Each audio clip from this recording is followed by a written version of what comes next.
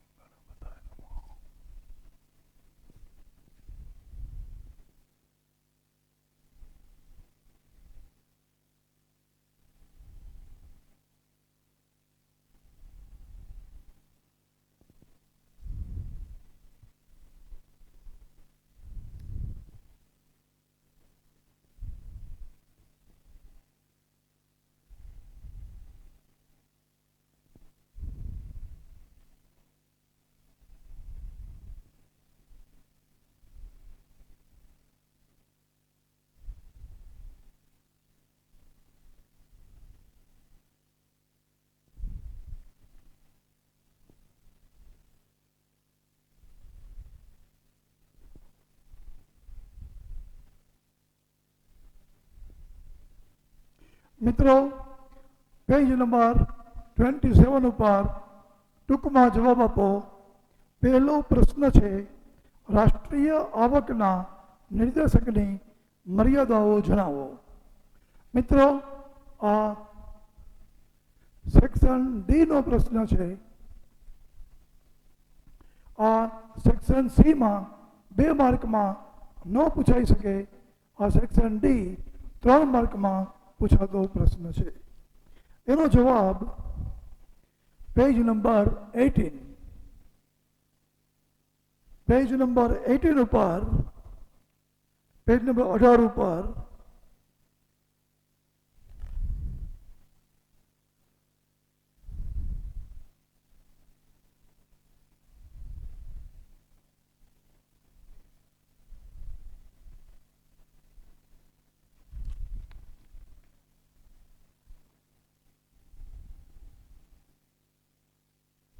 .4.1.2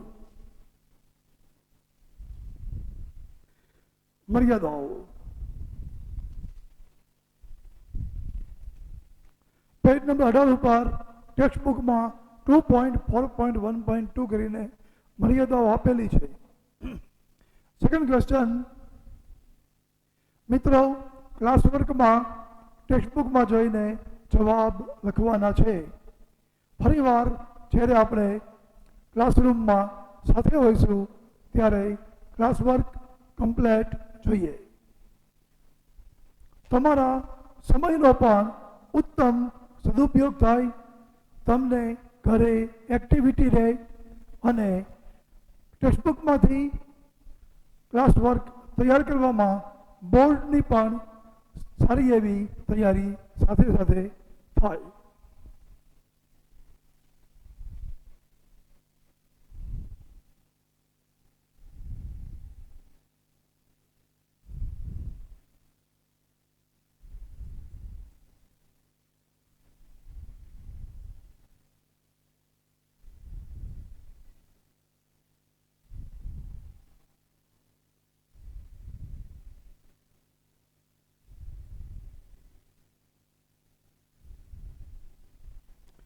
મિત્રો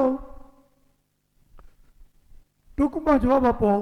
બીજો પ્રશ્ન, માથાદીઠ આવકના નિર્દેશકની મર્યાદાઓ જણાવો. પેજ નંબર 20 ઉપર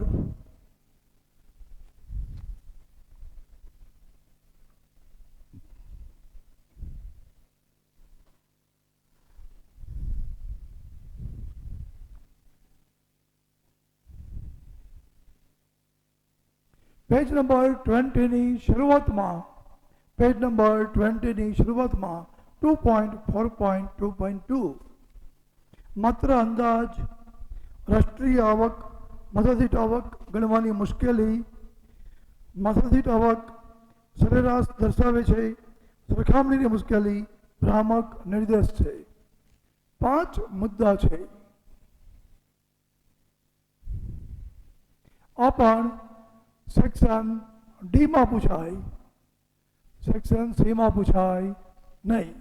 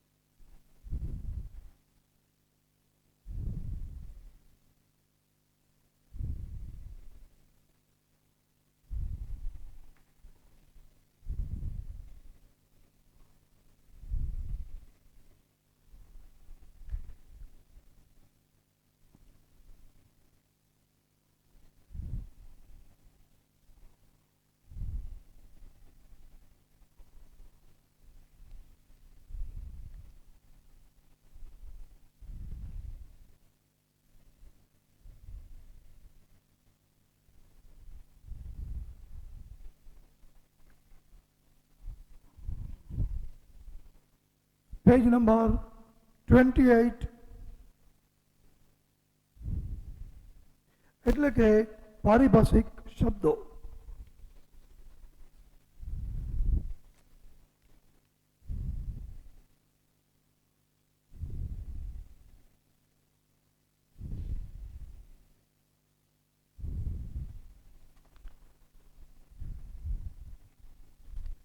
બરાબર. પેજ નંબર 28 ઉપર પારિભાષિક શબ્દોમાં પરિમાણાત્મક અને ગુણાત્મકનો સમજૂતી આપેલી છે, તે તમારે ક્લાસવર્કમાં લખવાની છે. મિત્રો પરિમાણાત્મક એટલે માપી શકાય તેવું, ગુણાત્મક એટલે ક્વોલિટી ગુણ અનુભવી શકાય તેવું, પરિમાણાત્મક એટલે ક્વોન્ટિટી કેટલી ક્વોન્ટિટીમાં 20 કિલો, 2 કિલો, 22 નંગ. પરિમાણાત્મક એટલે ક્વોન્ટિટી, ગુણાત્મક એટલે ક્વોલિટી, ગુણવત્તા, ક્વોલિટી.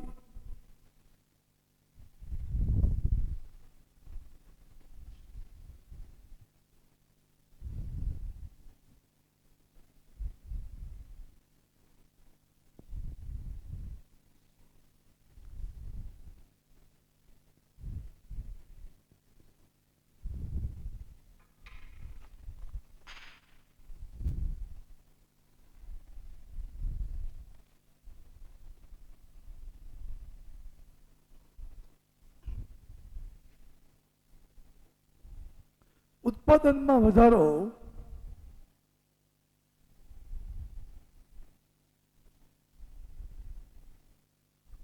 એ કયા પ્રકારનું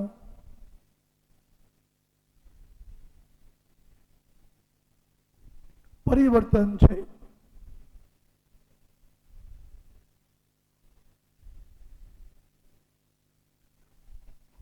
મિત્રો, આનો જવાબ એક વાક્યમાં જ આપી શકાય, માટે સેક્શન બી માં પૂછાતો પ્રશ્ન છે.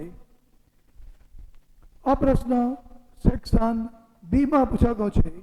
માત્ર એક જ વાક્યમાં જવાબ આપી શકાય.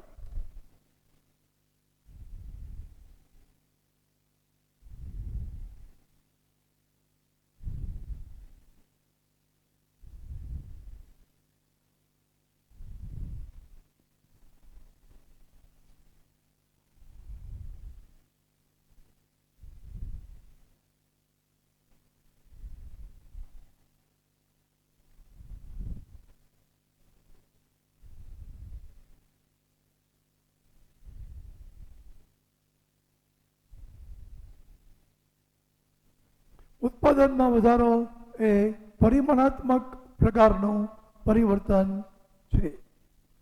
કારણ કે ઉત્પાદનમાં કેટલો વધારો થયો, કેટલા ટ્વિંકલ કે કેટલા નંગ, કેટલા ટન, તો ઉત્પાદનનો વધારો માપી શકાય, કેટલો વધારો થયો એ માપી શકાય એવું પરિમાણ છે. માટે પરિમાણાત્મક પ્રકારનું પરિવર્તન છે.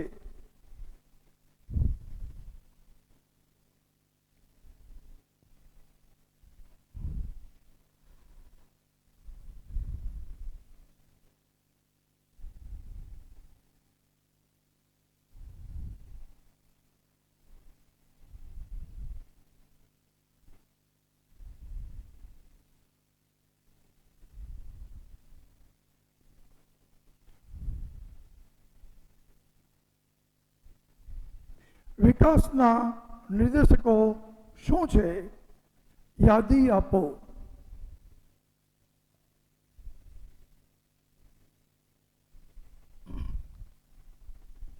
પેજ નંબર 18 ઉપર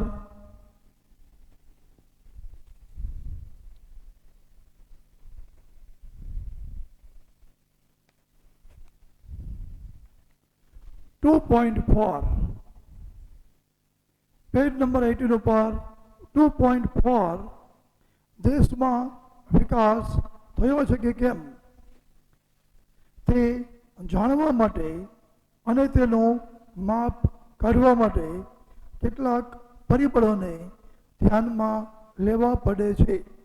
આવા પરિબળો કે બાબતોને આર્થિક વિકાસના નિર્દેશકો, માપદંડો કે ધોરણો તરીકે ઓળખવામાં આવે છે. 2.4 ની પ્રથમ 3 લાઈન.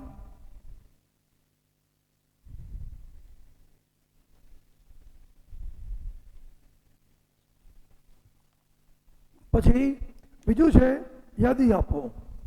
યાદીમાં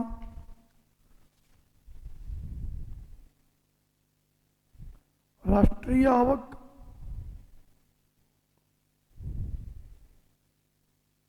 માથાદીઠ આવક,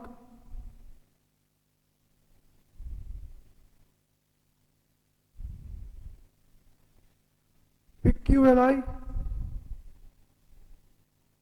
એટલે કે જીવનની ભૌતિક ગુણવત્તા નો આંક અને HDI માનવ વિકાસ આંક.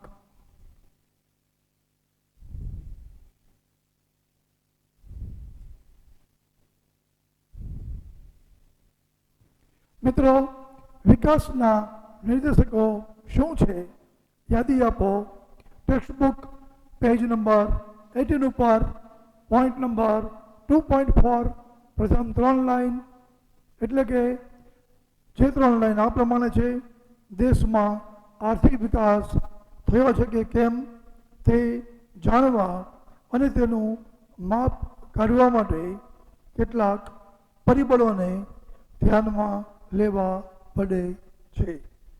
આવા પરિબળો કે આર્થિક વિકાસના નિર્દેશકો માપદંડો કે ધોરણો તરીકે ઓળખવામાં આવે છે અને આર્થિક વિકાસના નિર્દેશકોની યાદી એટલે રાષ્ટ્રીય આવક, માથાદીઠ આવક, જીવનની ભૌતિક ગુણવત્તા જેને PQLI physical quality of life index અથવા તો માનવ વિકાસાંક કે જેને હ્યુમન ડેવલપમેન્ટ ઇન્ડેક્સ કહેવાય.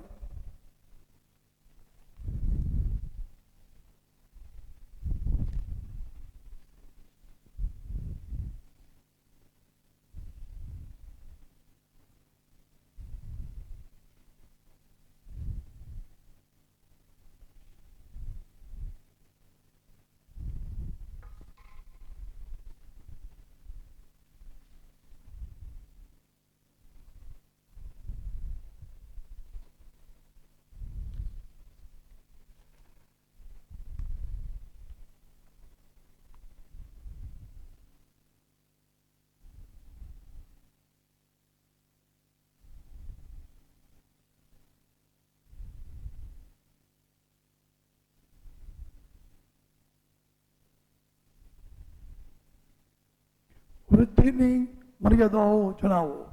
છઠ્ઠો પ્રશ્ન, વૃદ્ધિની મર્યાદાઓ જણાવો. પેજ નંબર 15 ઉપર પેજ નંબર 15, 15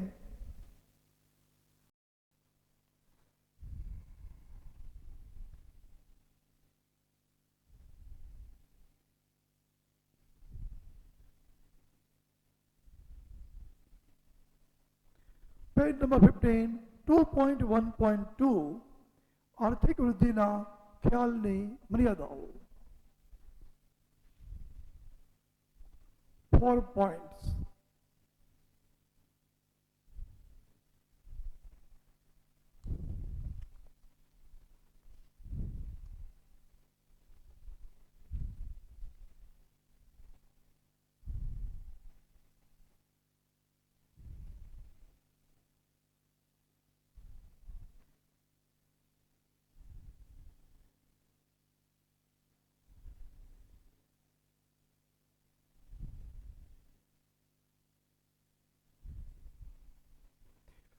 નેક્સ્ટ ક્વેશ્ચન, વિકાસની મર્યાદાઓ જણાવો. જવાબ, textbook page number 17, textbook page number 17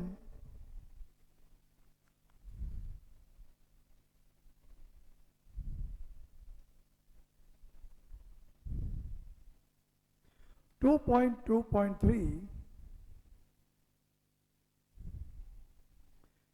આર્થિક વિકાસના ખ્યાલની મર્યાદાઓ.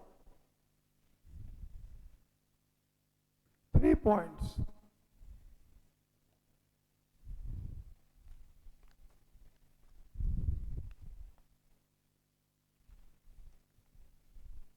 નેક્સ્ટ, અપેક્ષિત આયુષ્ય એટલે શું?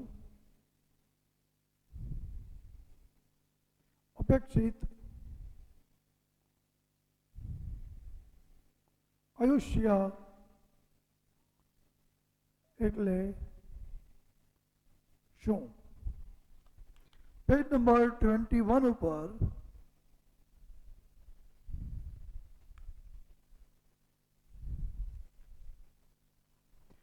2.3.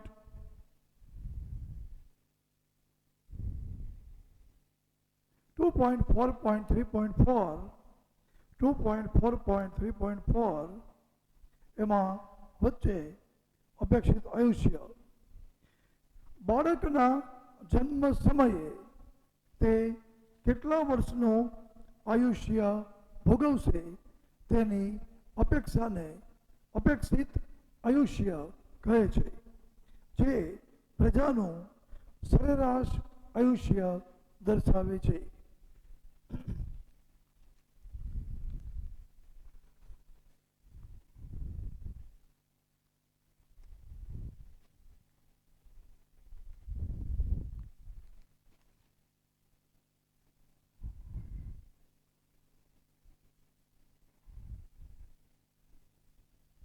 મિત્રો,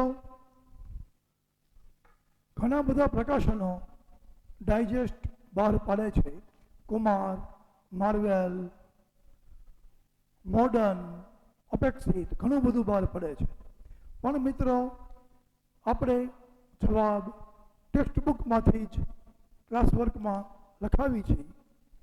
કારણ કે મિત્રો, તમે જ્યારે આવતા વર્ષે બોર્ડની એક્ઝામ આપશો તો પેપર ચેકર્સ પણ સ્કૂલમાં ઇકો ભણાવે છે અને એમણે પણ આ ટેક્સ્ટ બુક ભણાવી છે. એટલે ટેક્સ્ટ બુકના જવાબ કોઈ પણ દલીલ વગર આન્સર ચેકરને ગળે ઉતરે અને આપણને મેક્સિમમ માર્ક મળી શકે.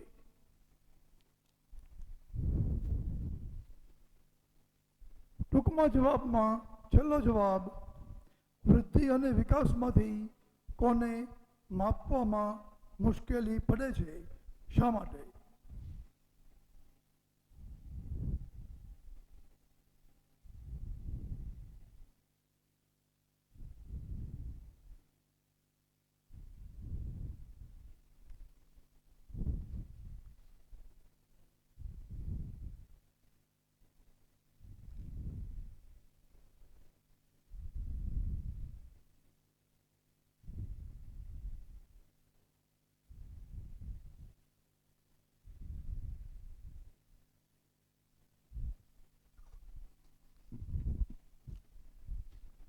જવાબ પેજ નંબર 17, પેજ નંબર 17.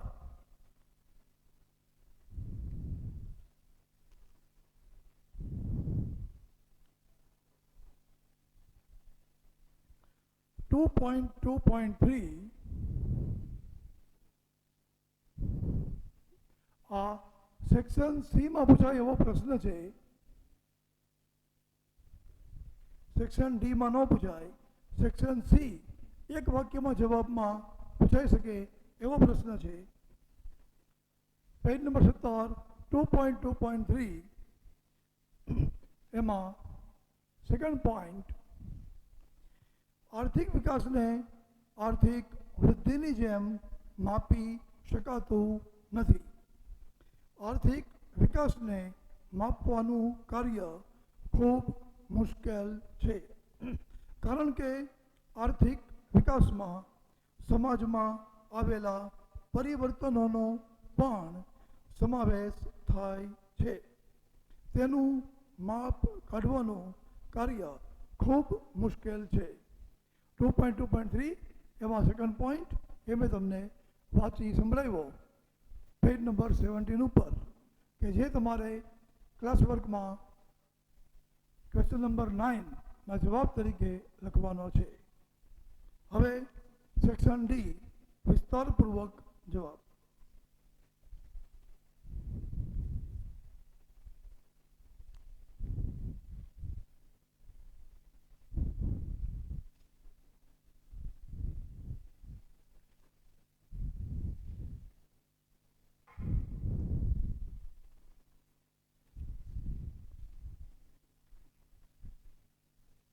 મુદ્દાસર જવાબ.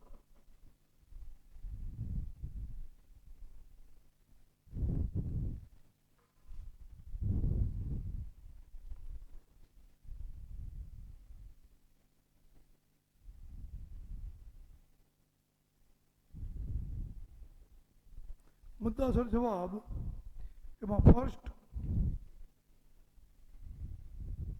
જીવનની ભૌતિક ગુણવત્તા એટલે શું?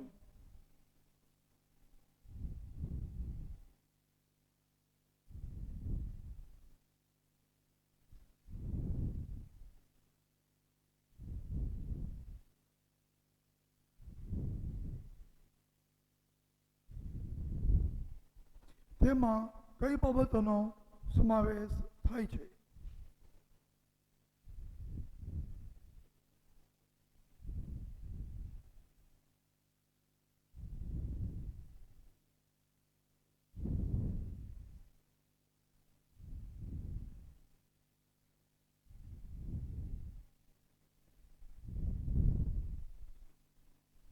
પેજ નંબર 20 ઉપર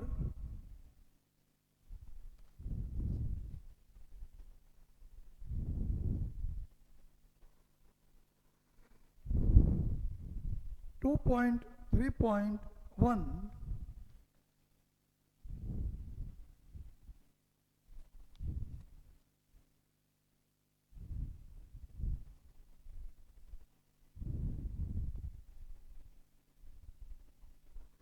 અને 2.4.3.2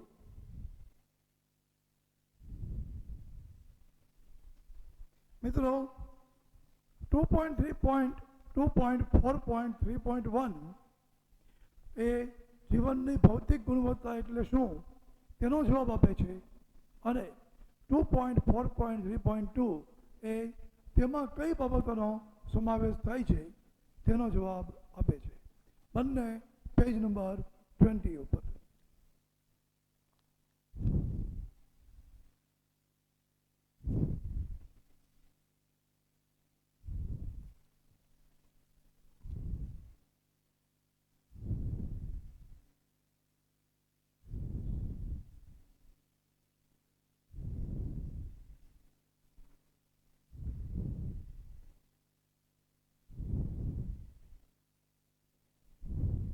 આર્થિક વિકાસના નિર્દેશક તરીકે રાષ્ટ્રીય આવકની ચર્ચા કરો.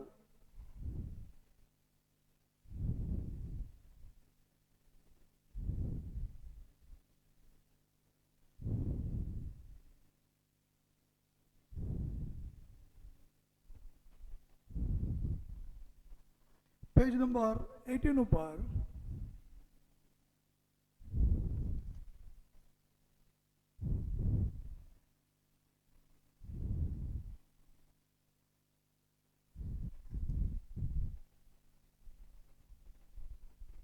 ટુ પોઈન્ટ 4.1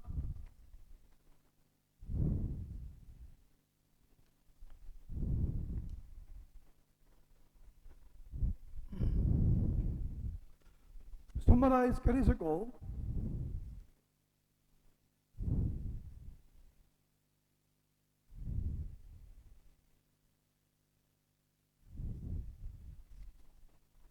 અને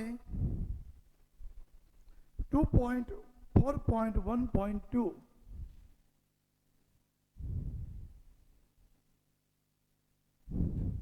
તેમાં તેની મર્યાદાઓ લખવાની છે.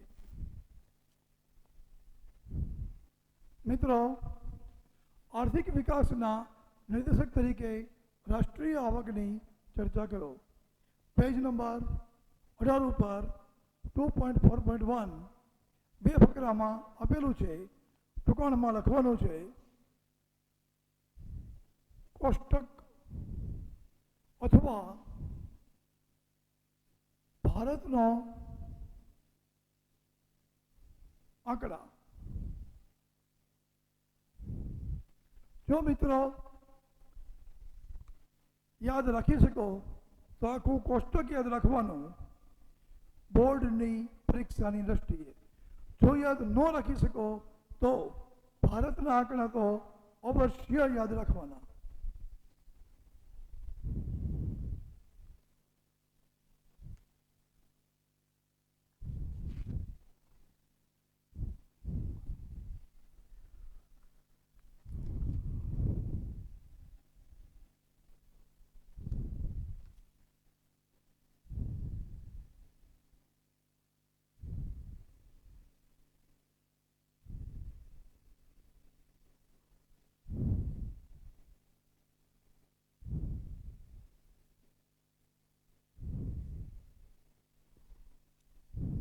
આર્થિક વિકાસના નિર્દેશક તરીકે માથાદીઠ આવક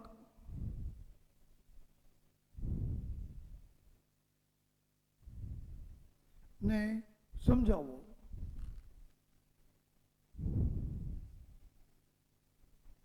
આર્થિક વિકાસના નિર્દેશક તરીકે માથાદીઠ આવકને સમજાવો. પેજ નંબર 19 ઉપર, પેજ નંબર 19,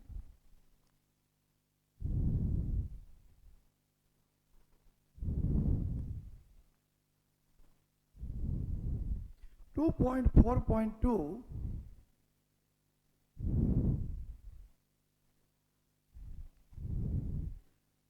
પ્રથમ ફકરો સમરાઇઝ કરી શકો.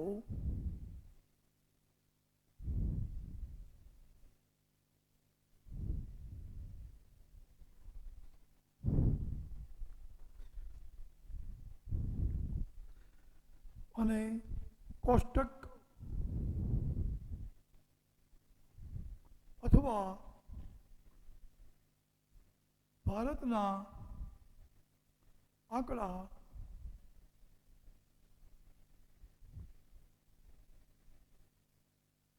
નો સમાવેશ કરવો.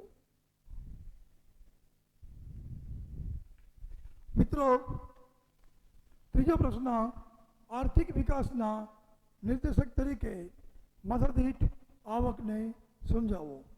પેજ નંબર 19 ઉપર 2.4.2 પ્રથમ ફકરો ટૂંકમાં લખી શકો અને બીજા ફકરામાં અથવા તો એમાં જ તમે કોષ્ટકને અથવા તો ભારતના આંકડાને સમાવી શકો.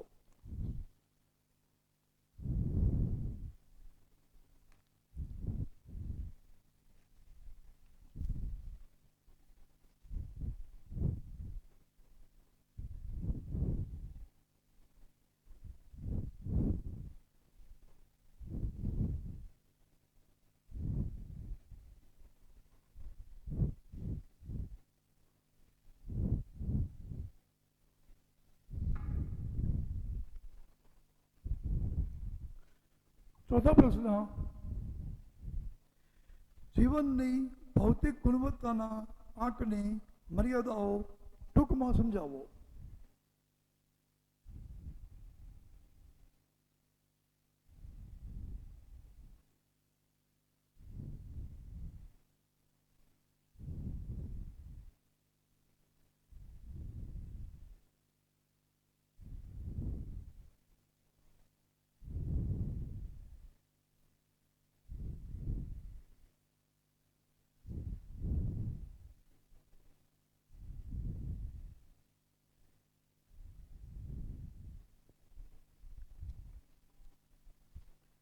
પેજ જવાબ પેજ નંબર 23 ઉપર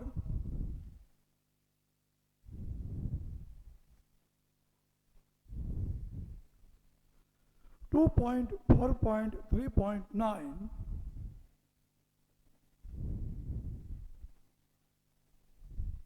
6 points.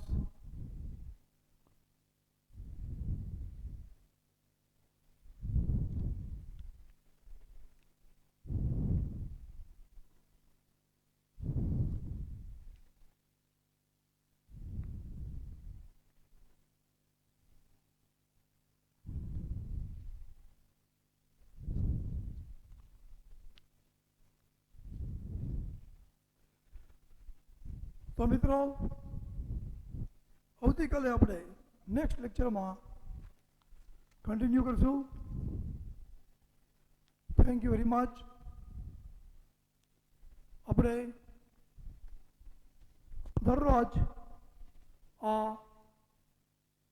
ઘરની ચાર દિવારીની વચ્ચે સલામત છીએ ત્યારે મનને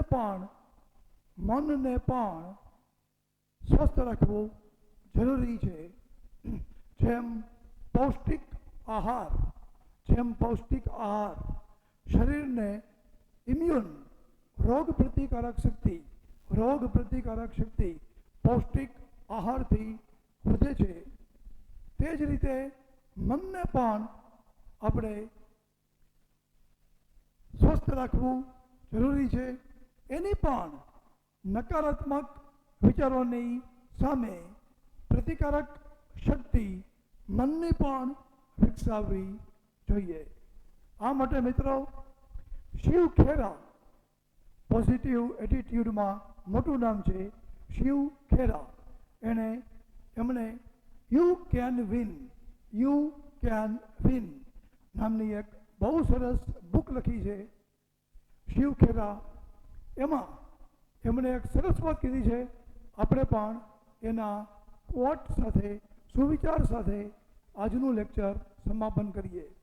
એમણે કીધું છે કે ખેતરમાં જેટલી જરૂર ખાતરની અને જંતુનાશકની છે જેથી કરીને પાક સારો ઉગે, એટલી જ જરૂર વીડ, WWD, વીડ, નિંદણ, ખેતરમાંથી નિંદણ કાઢવાની પણ એટલી જ જરૂર છે.